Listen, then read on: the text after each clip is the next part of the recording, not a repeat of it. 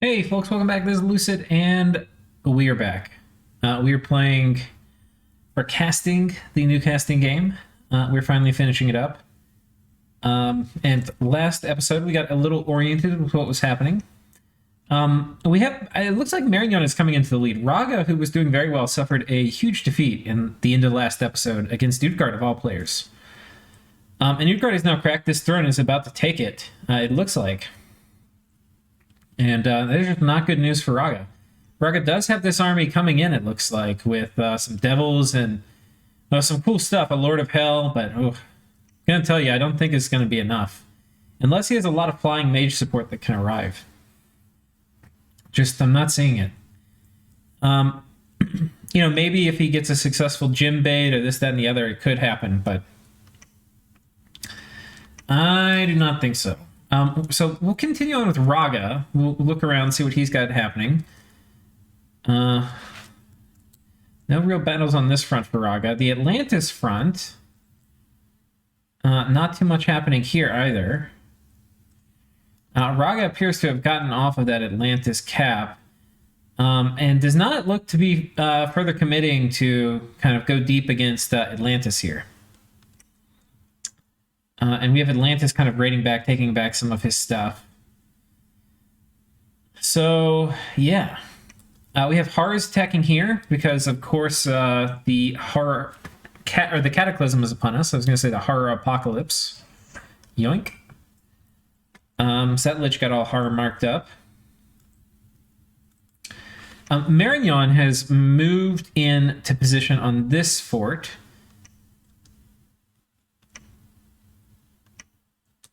Oh boy, what's happened here? Okay, I think I know. I think he's going to enslave mine this guy.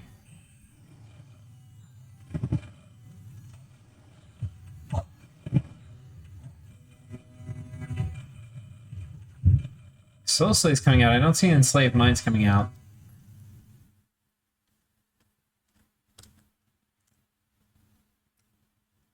I don't know, it got killed.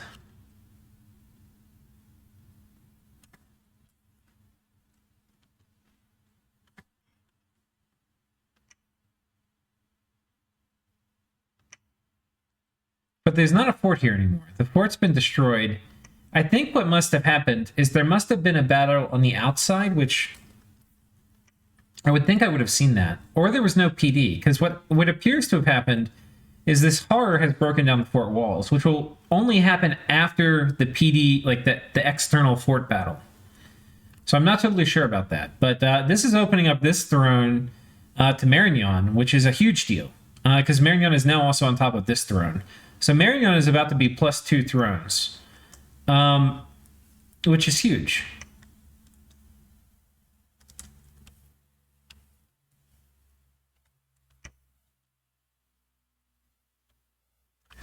Marignon got attacked by a horror here. This is a pretty freaking cool Doom Horror. This guy's like super high air magic. Look at this.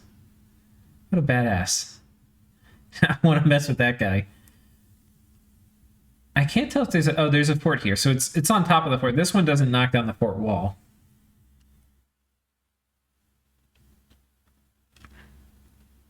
Oh, boy.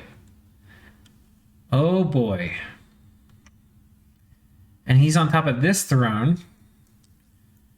I don't think it... honestly, I don't think he can take this. But if he does, it will be kind of huge.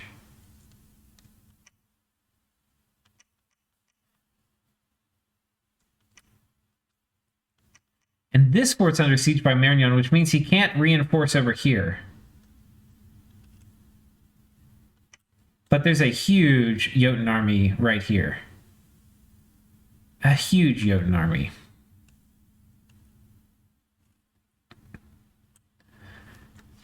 Or Utgardian. So Utgard has two major armies. One is over here, threatening this province, and one is over here, trying to take this, and it's cracked this fort to take this from Kalem. And this fort is not cracked. So he potentially could even wait a turn here. Very interesting. I think we've covered most of the important things. Let's take a quick look at Bogaro. We saw this fort kind of got wiped out, though we killed the Doom Horror.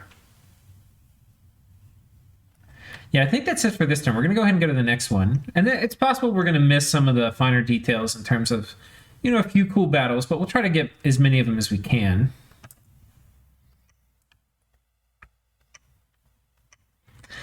So let's start with Utgard, because I feel like Utgard has some interesting things happening.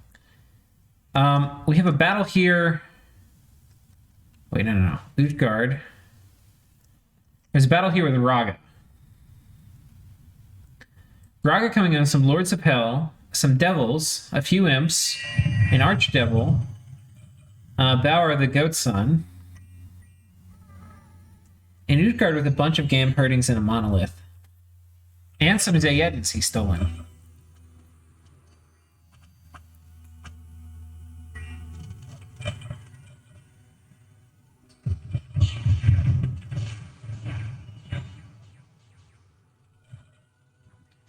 The mage support looks pretty robust on this side.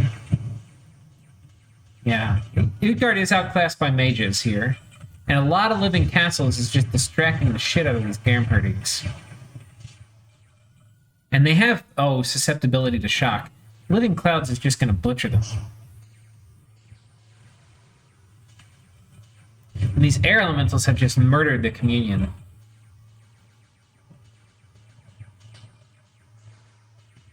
Yeah, that's just really well played by Rhaga. All these air elementals doing absolute work. I mean, the air elementals are so good against Utgard here. They demolish the communion, they demolish the Gamherdings. Ooh. It's absolutely crushed. So I did not think he was going to be able to hold this, but he completely did. I mean, he just brought a huge amount of mage support. Look at all these Crystal Sorceresses, all of these Area Seraphs. These are high-tier mages. Just a ton of really good stuff here. Whew. Okay, so I was completely wrong about this. I did not think there was enough stuff after this first Rhagan army died. But Rhaga makes a clear proof that he's going to be able to hold on to anything in this part of his dominion. Meanwhile, over here, we have Marignon taking this from Utgard. And Utgard has not rolled out to defend this throne yet. He's got to do that this turn. There was a we've got some guys coming out. Is this it? Oh, I guess he was gonna, let's see how many water gems he gave. I guess he was thinking he could make more water. No, this isn't even a lot of water elementals. Yeah, there's no way. I don't know if he was scripted to retreat or then everybody died, but yeah, that did not work. So it's looking like Marignon might get this throne. Bogaro has moved out with his major crossbow stack. All the little Hoberg crossbows. That's a scary Bogaro army. Let's see how many mages he has.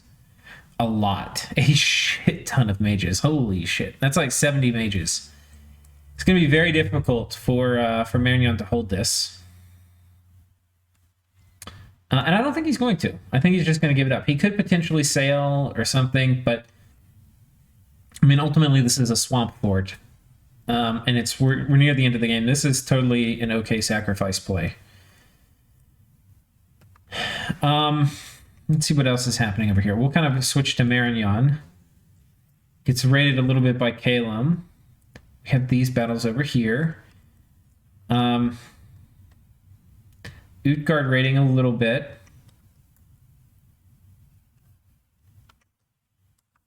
Oh my god. Yeah.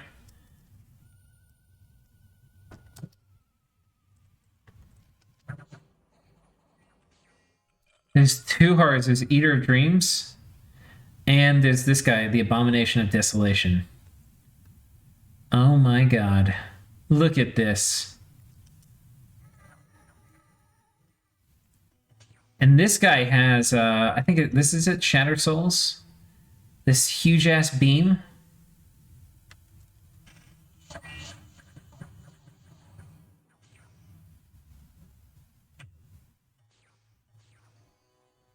How unlucky, because he came out just to kill this one.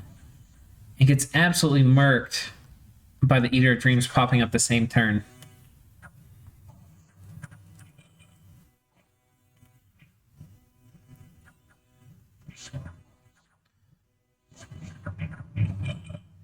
damage reversal is doing huge work here. But he's got life after death, so a lot of his mages that died, I think, are not actually dead. The other good news for, I think, these devils... Yeah. Oh, no. It just appears paralyzed. I don't see the paralyzed icon here. Certainly looks paralyzed.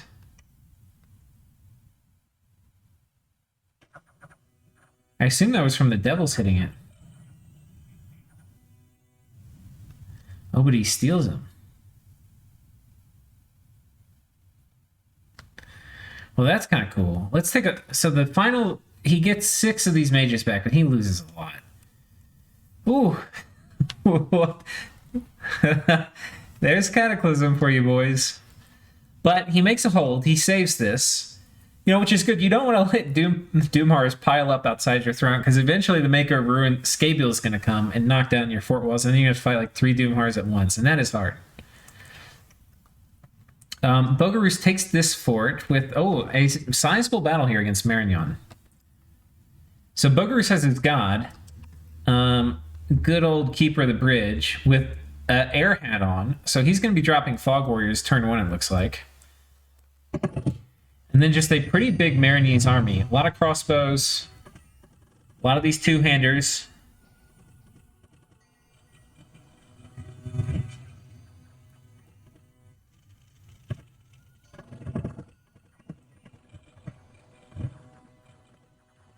I want to call this guy Forester Bob. Forester Bob. Right. Firebird Factory Farm. Okay. There goes Fog Warriors. Flame Eruption coming in.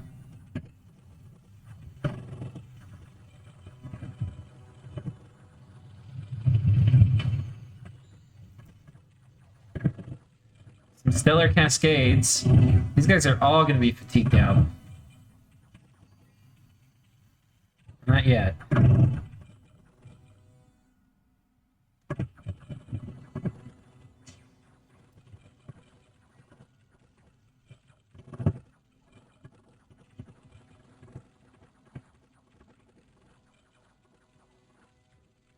You know, a lot of crossbows and stuff on Marignon's side, but I think Stellar Cascades is going to win for him here. Now, Stellar Cascade, I can't even talk. Stellar Cascades is something that got severely nerfed from Dom 4 coming to Dom 5, but here you can see it did pretty damn good work.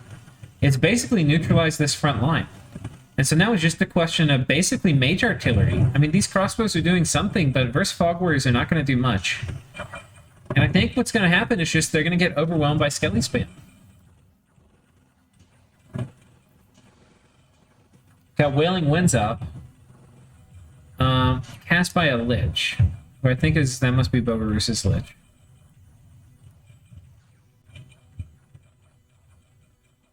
Wow. Huge play by Bogaroos. Oh man. And Marignon lost so much. There's just a ton of mages. An absolute ton of mages. So like this turn, if we look at army graphs, it's going to be punishing for Marignon. Their armies got absolutely wrecked this turn because they had the horror battle and they had this big battle with Bogaroos that they lost. Now it's looking like Bogaroos is going to be able to get this throne, which otherwise Marignon was probably going to be able to have. And that could be the difference between Marignon winning and losing the game. That battle we just watched right there. Meanwhile, though, this fort, we already talked about that. This fort's been popped. Bogaroos also probably going to take this. So Bogaroos really the momentum shifting back in their direction a little bit right now. Got some other battles here on these. Oh, Skabiel comes in hot.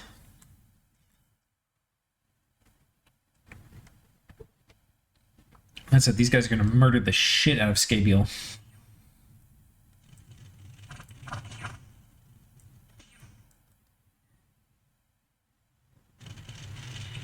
Is it a magic attack? It killed his elementals way fast. Oh, the Horror.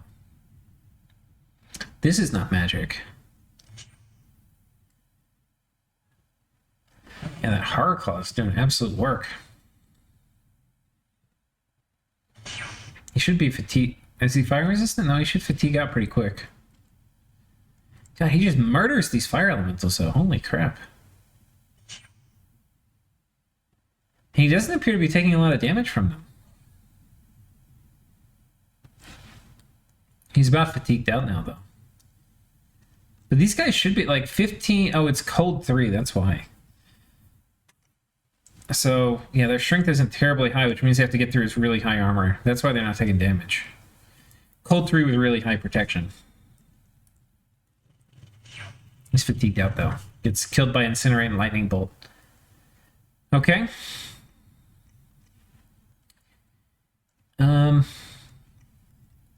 We already watched this battle, right? This was the Utgard battle. But there we go. You know, Utgard going out, for somebody who didn't do much most of the whole game, he's made some pretty cool plays here at the end. Okay, turn 94 coming up.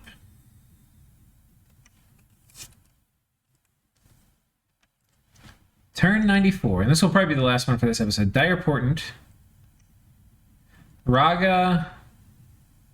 Bull of the Storms. It looks like I don't even know it. Did Well of Misery get cast? Whoever cast has died to Horrors, it looks like. Whoever cast this died to Horrors too. I think that was Gift of Health. Oh god.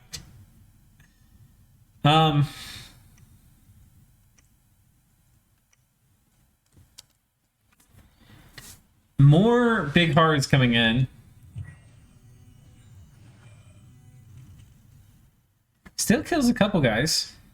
Definitely exacting attacks.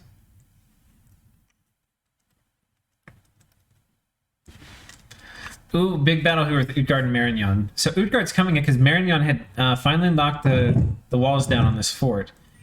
So Utgard riding out bravely into the darkness.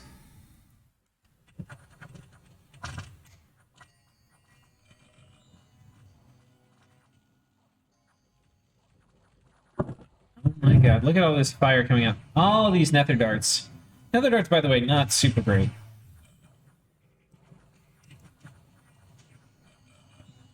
They did kill some stuff. They're not doing that bad. I think it's what MR negates armor negating damage. So it's not bad.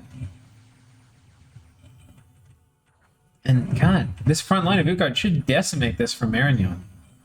I wonder what happens. We have Stellar Decree, which is a banishment for the skeletons coming out on Marignon's side. I don't see how this goes well for Marignon. But I saw the battle report flash up at the beginning, and it didn't look like it was going to go well for Utgard here. Okay, these devils are slowly getting wrecked. Let's just take a moment. We'll pause, see what buffs got dropped. So they've got Will of Fates up. They've got Mass Regen up. They do not have any protection buffs. These guys do have, it looks like, some protection buff. Yeah, they've got mass protection on Utgard's side.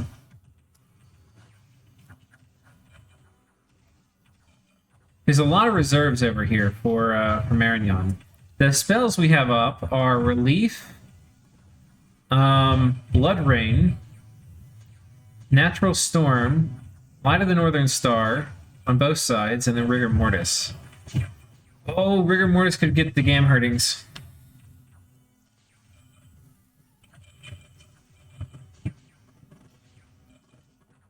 But we have Rigor Mortis up, but we have Relief on Utgard's side, but not on Marignon's side. I'll just be super shocked if Marignon wins. I'm kind of seeing how it could happen, because, you know, these guys can pass out, because they do generate fatigue pretty quickly with Berserk. Shadow Blast.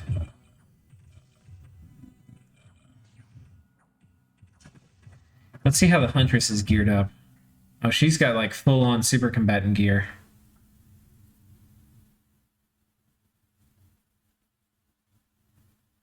Okay.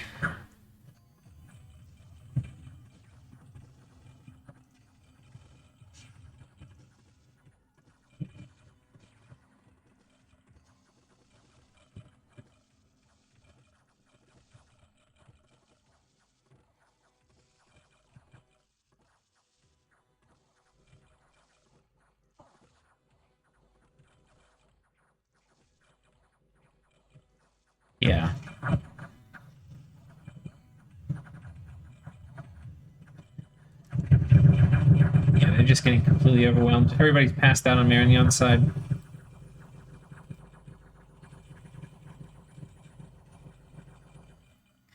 So, okay, I saw this thing when I popped up. I was like, oh man, Utgard got crushed.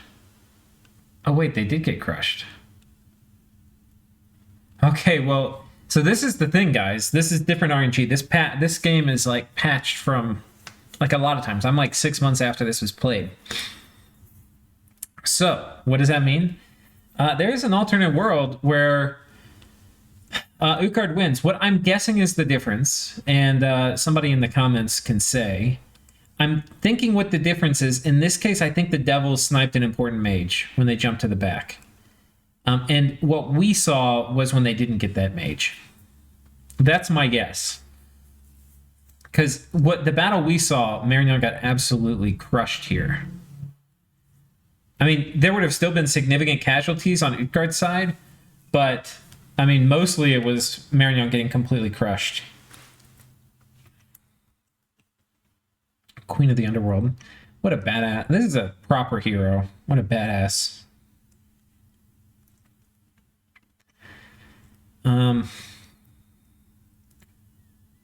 Okay, Atlanta's taking back a lot of their stuff. Bogaroos continuing to run. Okay, so we've seen everything. I think it's actually too early. I think we might be able to get through the last turns because there's not that many more turns, and I actually don't remember who wins, so we'll have to find out. Turn 94. We were just on turn 94. Turn 95.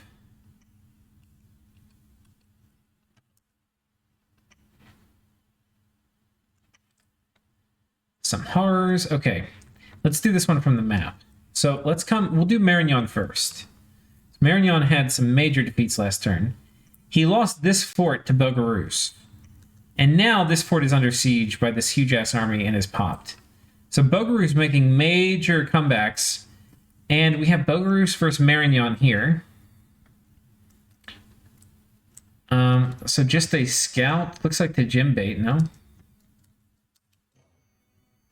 Yoink. And then Atlantis versus Marignon. So trying to attack... Oh, Atlantis is riding out again.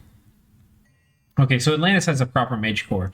That's what I was saying. It's going to be very hard to take this from Atlantis. I don't know why he went out with a small group of dudes, but just a lot of water elementals. Okay, now there's a lot of water elementals on Marignon's side too. But there's smaller water elementals on Marignon's side mostly.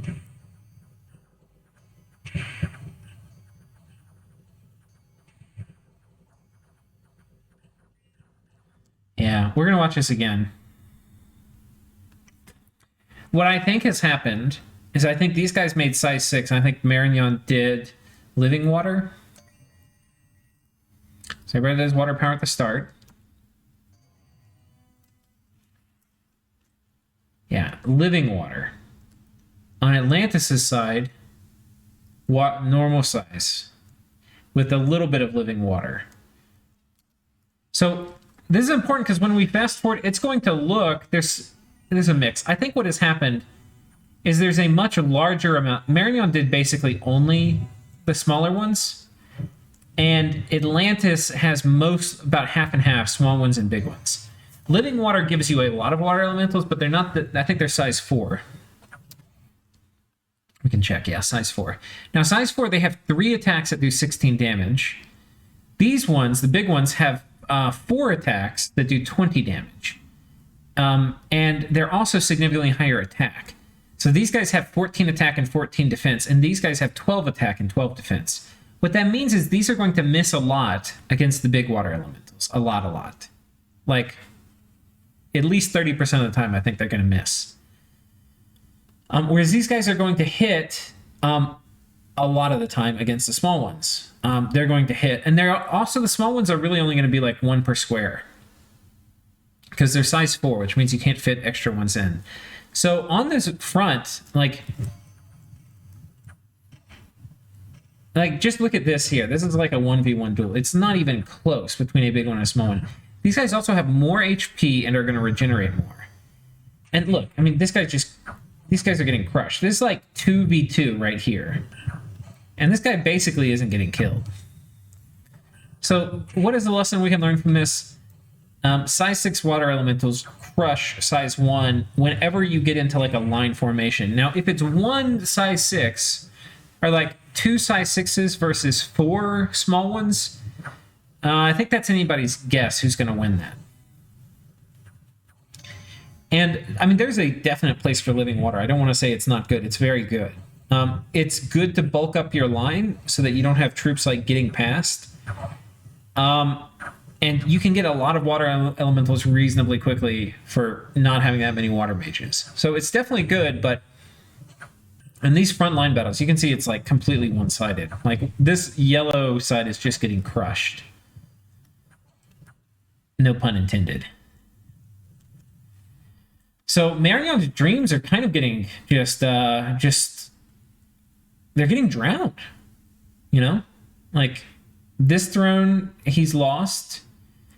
He had this huge defeat, crushing defeat to Bogaro up here. You know, the good news is he managed to take this throne. I didn't show you. We saw the battle outside the throne where he won against Utgard, where in our version of the battle, Utgard won.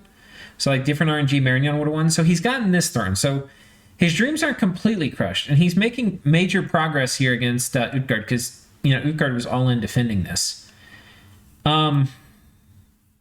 So that's the silver lining to all this, is he's up one throne. He's got two. This throne of air is the one that's probably right here. Yeah, so he's about to have 3. But otherwise, not looking super hot. He's losing ground over here. His dreams of ever taking this underwater throne are completely dead. This throne is not looking like there's going to be a way he's going to take this throne anymore. Has he reforted this? Wait, where's the other throne over here? Okay, this fort at least still stands. What about on this column? He's still got this one. No real obvious way to take this one. Yeah, I don't know. It's not looking very good. If we look at the thrones in general right now, it's going to be 3 for Marignon, 4 for Rhaga, and 3 for Bogaro. Right now, it's kind of looking more like a Rhaga victory. Like if Rhaga gets 1 more and 2 thrones get destroyed, Rhaga could win. Let's go ahead and go to turn 96.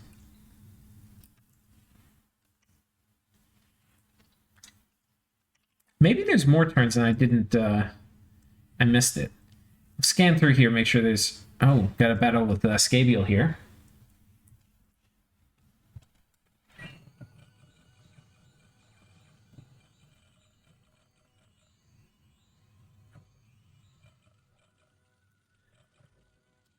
Elemental magic, one of the best ways to kill horrors. Here you can see him getting killed by Incinerate and Frozen Heart. Very good against horrors. Got some big armies moving around. We'll kind of look at that on the map. I think there's a big battle here. I want to make sure we get all the big battles. Bogaro's attacking Marignon. Coming into the fort. I mean, there's no way this goes well for Marignon. Yeah, okay. He lost a couple guys, but whatever. Okay, so we'll take a look. Bogaro's still hanging onto this throne. Some battles and raiding up here. We have a horror on top of this Rhaga throne. Could be very bad news for Rhaga. Like, especially if Scabiel lands here. Otherwise, I'm not really seeing much. Let's just take a look at all these thrones, because we're at the end here, and thrones are mattering way more than other stuff. Uh-oh. Okay, so there's a throne that's been destroyed here. Oh no, the throne's here. I'm sorry. I'm blind. Yeah, I don't think there's any thrones that have been destroyed yet. Still at 14 points. Let's go ahead and go to round turn 67. Or 90. Were we just on 96?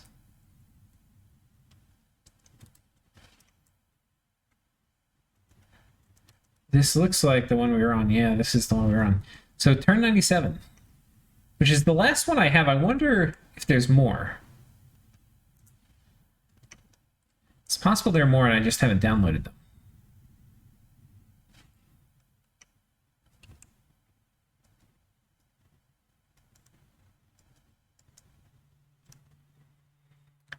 Uh-oh, we have a battle and Rhaga is about to lose a throne here. Oh, Scabio comes in. This is the throne right here on the edge. This throne's fucked. Next turn, it's going to be very, very dead.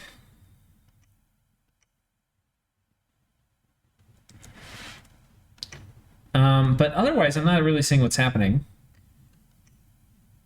I do want to go look and see if I can find the rest of the turns, because right now there's nothing compelling that's happening, aside from the fact that Rhaga has just lost a throne. And Bogarus has this one. All right, guys, we're going to call it here for this episode. I'm going to come back. If this is the last turn, there's a chance maybe the game got called or something. I'll come back and do like a closing out episode. But for now, it looks like the game is still on and in hot pursuit. So thank you all for watching. I will see you next time.